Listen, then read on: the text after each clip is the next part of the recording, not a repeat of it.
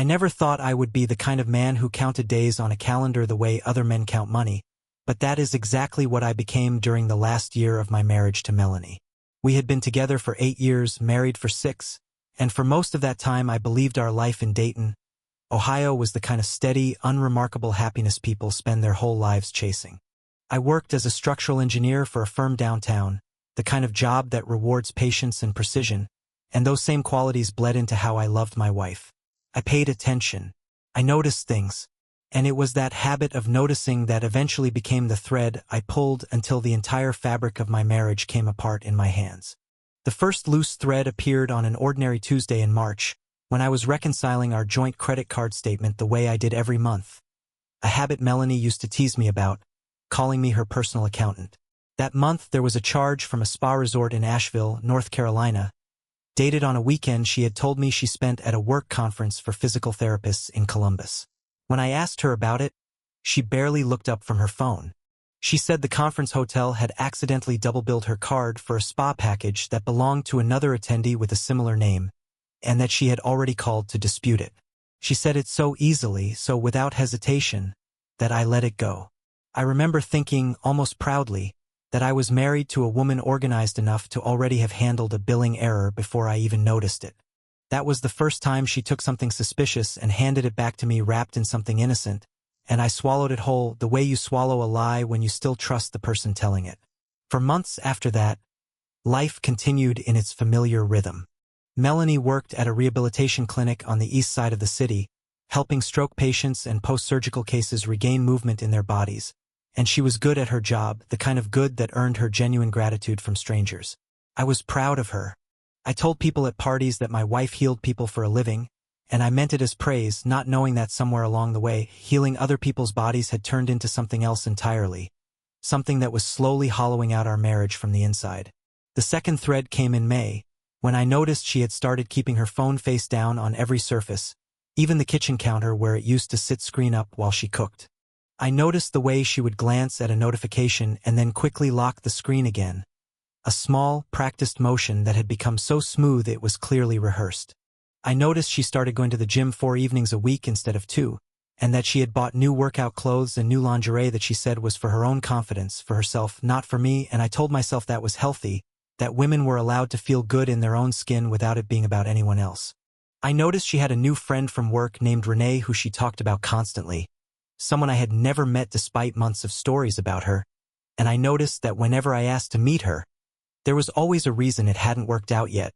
Then there was the day in June when I picked up her phone by mistake, thinking it was mine, and saw a lock screen notification from a contact saved only as R. A text that read simply, "Thinking about last night," followed by a laughing emoji.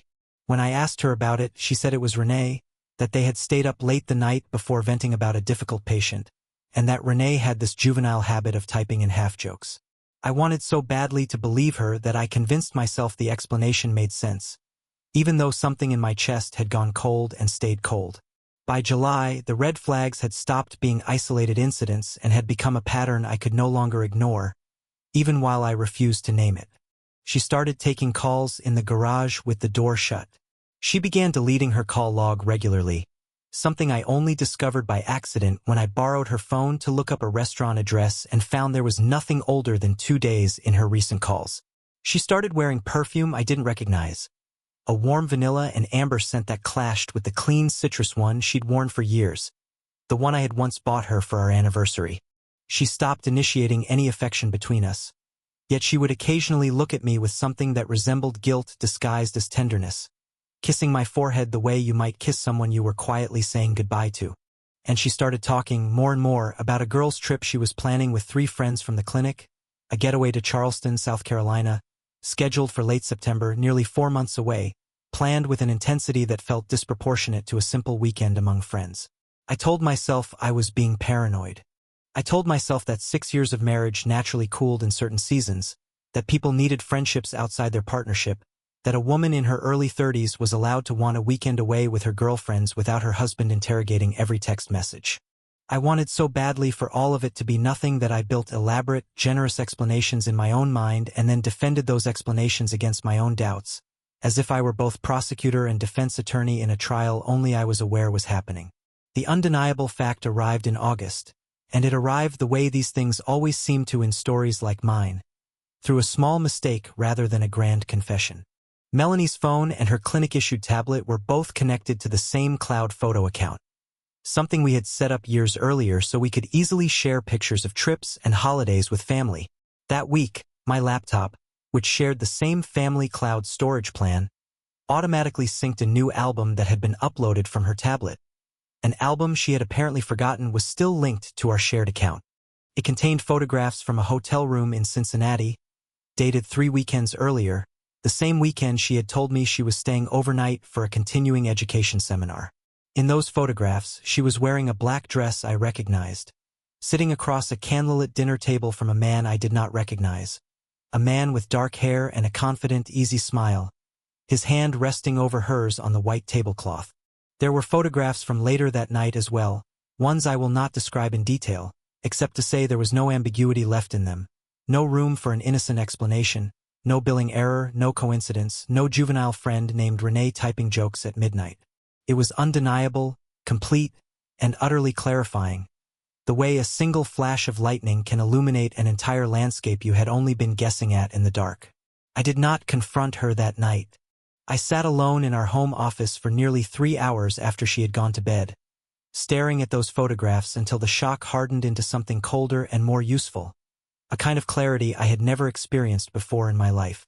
I realized, with a strange and terrible calm, that the man in the photographs was named Marcus Webb, because his name was visible on a hotel reservation confirmation email that had also synced into the shared folder by the same accident, an email showing a joint reservation under both their names for that Charleston weekend in September, the so-called girls' trip she had been planning for months.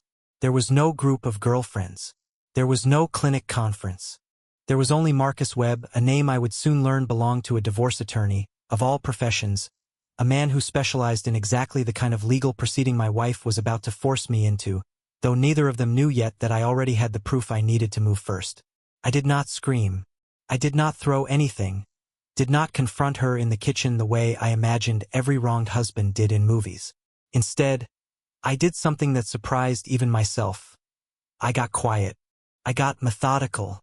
I approached my own marriage the way I approached a compromise structure at work, understanding that if you react emotionally to a crack in the foundation, you risk bringing down the whole building on top of yourself, but if you assess it calmly, you can control exactly how and when it falls. The following morning I called in sick to work, the first time I had done so in over 2 years, and I drove to the office of a divorce attorney named Diane Castellano, a woman a colleague had recommended years earlier during his own difficult separation, though I had never imagined I would need her number myself. I brought a flash drive containing the synced photographs, the hotel confirmation, and screenshots of banking records showing recurring charges to a boutique hotel chain across 3 different cities over the past 5 months. Charges disguised under vague merchant names that I had simply never questioned because I trusted my wife completely. Diane looked through everything with the flat, professional expression of someone who had seen this exact story 100 times before, and she told me something that reframed the entire ordeal in my mind. She said that in Ohio, evidence gathered before filing gave me significant leverage, especially regarding the equitable division of shared assets, and she asked whether I wanted to file quietly now or wait. I chose to wait, but not out of hope that things could be repaired. I waited because I wanted her Charleston trip to happen exactly as she had planned it, without a single change, without her suspecting anything was different on my end. I wanted her to go, to spend that final weekend indulging in whatever fantasy she and Marcus Webb had built together, because I knew, with the strange, sharpened intuition of a man who has just discovered his entire domestic life was a performance, that something significant was going to happen on that trip, something she would come home eager to reveal, something she believed would finally set her free to leave me on her own terms. I was right, though even I could not have predicted exactly how it would unfold. During the 6 weeks between discovering the photographs and her departure for Charleston, I lived 2 completely separate lives inside the same house. In one life, I was the husband I had always been, cooking dinner on Thursdays, asking about her day, laughing at the same jokes we had shared for years, kissing her goodnight as though nothing at all had changed. In the other life, I was quietly assembling a legal case, meeting with Diane twice more, documenting every discrepancy in Melanie's stories against dates and receipts, subpoenaing nothing yet but preparing the exact paperwork that would be ready the moment I needed it. I learned, through a professional background check Diane recommended, that Marcus Webb was 38 years old, recently divorced himself, and worked at a firm 3 blocks from Melanie's clinic, where he apparently handled personal injury referrals for some of the same patients she treated, which explained, retroactively, an entire year of unexplained professional lunches I had never once questioned. I also learned something that made the entire situation even more painful in a way I had not anticipated. Marcus Webb was not simply an affair partner in the shadows. He had, according to public records Diane's investigator uncovered, filed an uncontested divorce from his previous wife barely 4 months earlier, a divorce whose timeline overlapped almost exactly with when Melanie's behavior first began to shift, when the spa charge first appeared on our credit card statement. It became clear to me that this had not been a sudden, reckless mistake, a single moment of weakness Melanie might have stumbled into and regretted. It had been a slow, deliberate courtship, built patiently over months, timed around another man's own divorce, engineered so that by the time Marcus was free, Melanie would be ready to leave me for him with as little disruption to her own life as possible. The Charleston trip arrived on a Friday in late September. I drove her to the airport myself, carried her suitcase to the curb, kissed her goodbye, and told her to have fun with the girls, watching her walk through the sliding doors with a lightness in her step I recognized now for what it actually was. Not simple excitement for a vacation, but anticipation for the man waiting for her at the other end of that flight. I drove home from the airport and, for the first time in 6 weeks, allowed myself to feel the full weight of what was happening, sitting in my car in our driveway for nearly 40 minutes before I could bring myself to go inside the empty house. Over the 4 days she was gone, I did not spiral. Instead, I finalized everything. Diane and I completed the divorce filing paperwork in full, ready for my signature and hers, and I made arrangements with a locksmith to rekey the house, scheduled for the morning of her return, a detail that felt almost cruelly poetic given how much of our marriage had been rekeyed behind my back without my consent. I also, quietly, packed away the more sentimental items in the house, our wedding photographs, a few pieces of jewelry I had given her over the years that I did not intend to simply hand back given the circumstances, storing them at my brother's house across town so that when she came home, she would not be able to sweep any of it up in an emotional confrontation and claim it belonged to her by right of marriage. She texted me twice during the trip, both times cheerful and vague, saying the beach was beautiful and that she missed me, texts that felt, now, like small performances staged for an audience she assumed was still oblivious.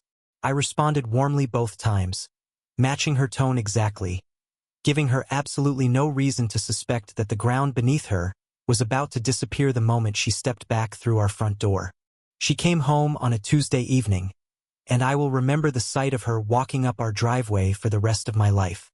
She was glowing in a way I had not seen in years, sun-kissed from 4 days at the coast, her hair loose around her shoulders, and on her left hand, unmistakable even from a distance, was a ring. Not our old anniversary band, not anything she had owned before, but a new ring entirely. A slim gold band set with a small emerald, a color she had once told me years earlier, back when I still knew everything about her, was her actual birthstone, not the diamond most people assumed. She was already talking before she even reached the door, her voice bright and rehearsed, launching into some prepared explanation about how the trip had changed everything, how she had done a lot of thinking, how she needed to talk to me about something important, how she hoped I would understand that people sometimes grow apart and that what happened next was for the best for both of us. I let her finish. I let her get all the way through her rehearsed speech, standing in our entryway with her suitcase still in her hand and that emerald ring catching the hallway light, before I walked to the small table by the stairs where I had left a manila folder that morning, and I handed it to her without a word. She opened it standing right there in the foyer, and I watched her expression change in real time, the confident, liberated glow draining out of her face as she read the first page, a completed and already notarized divorce petition, filed that morning in Montgomery County, listing irreconcilable differences alongside a formal notation of adultery, supported by an attached exhibit list referencing the Cincinnati hotel photographs, the banking records, and the Charleston reservation under both. Her name and Marcus Webb's, a reservation Diane's investigator, had confirmed the moment it was booked back in July. I told her, calmly, that I already knew everything, that I had known for 6 weeks, and that the ring on her finger, whatever promise it represented, had arrived roughly 12 hours too late to change anything about the legal reality she was now standing inside of. She tried, in the moments that followed, to reframe everything, insisting that she had been planning to tell me herself, that Marcus made her feel seen in ways I hadn't in years, that our marriage had been quietly dying long before Cincinnati, long before any of it, and that I had no right to be so cold about something that had clearly been building between us for a long time. I told her, without raising my voice, that I did not need her to justify it to me, that whatever had been missing in our marriage did not require secrecy, did not require 5 months of lies stacked on top of each other like bricks in a wall specifically built to keep me out of my own life.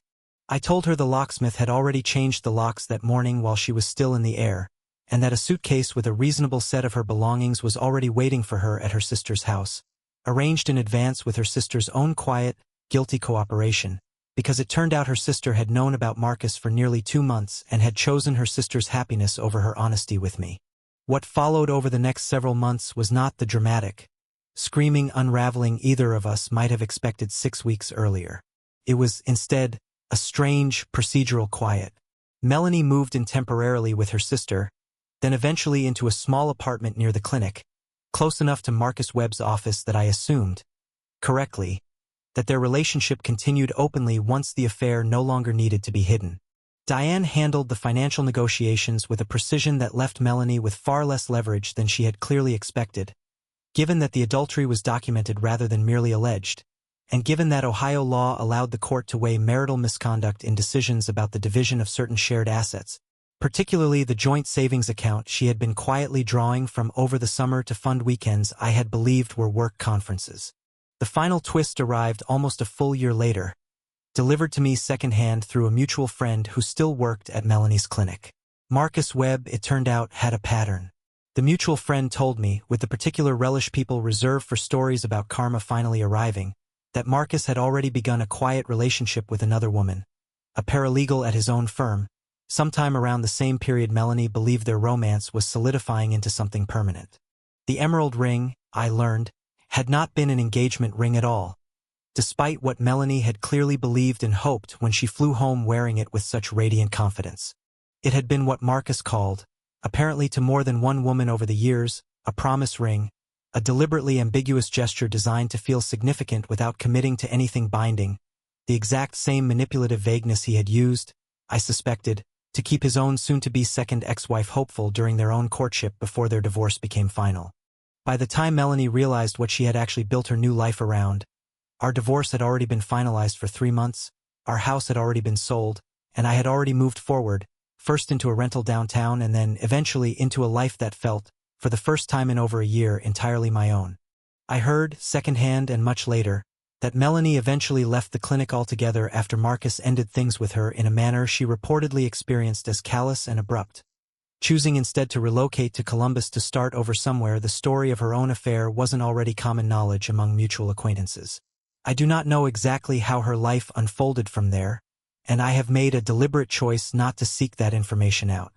What I do know is the lesson that entire year carved into me, one I have carried ever since, that the truth, however long it takes to surface, has its own timeline, and that patience, applied with clear eyes rather than blind hope, will always outlast deception.